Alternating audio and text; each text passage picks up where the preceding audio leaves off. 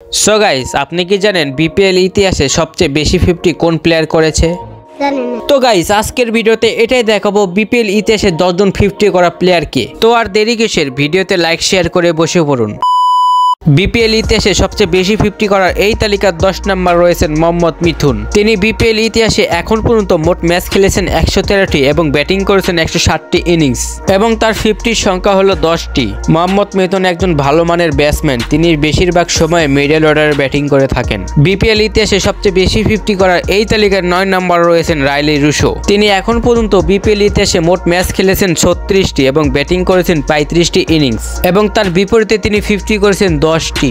Rilee Rossouw হলো একজন hard hitter batsman. তিনি বেশিরভাগ সময় ওয়ান ডাউনে কিংবা ওপেনিং এ ব্যাটিং করে থাকেন। বিপিএল ইতিহাসে সবচেয়ে বেশি 50 করার এই তালিকার 8 নম্বর রয়েছেন ইমরুল কায়েস। তিনি এখন পর্যন্ত বিপিএল ইতিহাসে মোট ম্যাচ খেলেছেন 111টি এবং ব্যাটিং করেছেন 109টি ইনিংস এবং তার বিপরীতে তিনি মোট 50 করেছেন 11টি। ইমরুল কায়েস হলো একজন ভালো মানের ব্যাটসম্যান। তিনি সব সময় ওপেনিং এ ব্যাটিং করে থাকেন। বিপিএল ইতিহাসে সবচেয়ে বেশি 50 করার এই তালিকার 7 নম্বর রয়েছেন ক্রিস গেইল। তিনি এখন পর্যন্ত বিপিএল ইতিহাসে মোট ম্যাচ খেলেছেন 52টি এবং ব্যাটিং করেছেন 51টি ইনিংস এবং তার বিপরীতে তিনি মোট 50 করেছেন 11টি। ক্রিস গেইল হলো একজন বিধ্বংসী প্লেয়ার। যেদিন তার খেলা উঠবে সেদিন তাকে কেউ আর আটকাতে পারবে না। তিনি সবসময় ওপেনিং এ ব্যাটিং করে থাকেন। বিপিএল ইতিহাসে সবচেয়ে বেশি 50 করার এই তালিকার 6 নম্বর রয়েছেন লিটন কুমার দাস। তিনি এখন পর্যন্ত বিপিএল ইতিহাসে মোট ম্যাচ খেলেছেন 98টি এবং ব্যাটিং করেছেন 91টি ইনিংস এবং তার বিনিময়ে তিনি মোট 50 করেছেন 12টি।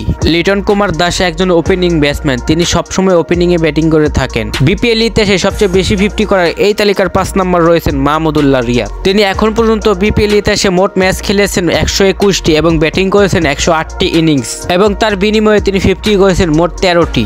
মাহমুদুল্লাহ রিয়াদ হলো একজন ভালো মানের ফিনিশার। তিনি সবসময় ফিনিশিং এ নামেন। বিপিএল ইতিহাসে সবচেয়ে বেশি 50 করার এই তালিকার 4 নম্বর রয়েছেন সাকিব আল হাসান। তিনি এখন পর্যন্ত বিপিএল ইতিহাসে মোট ম্যাচ খেলেছেন 113টি এবং ব্যাটিং করেছেন 160টি ইনিংস এবং তার বিনিময়ে তিনি মোট 50 করেছেন 13টি।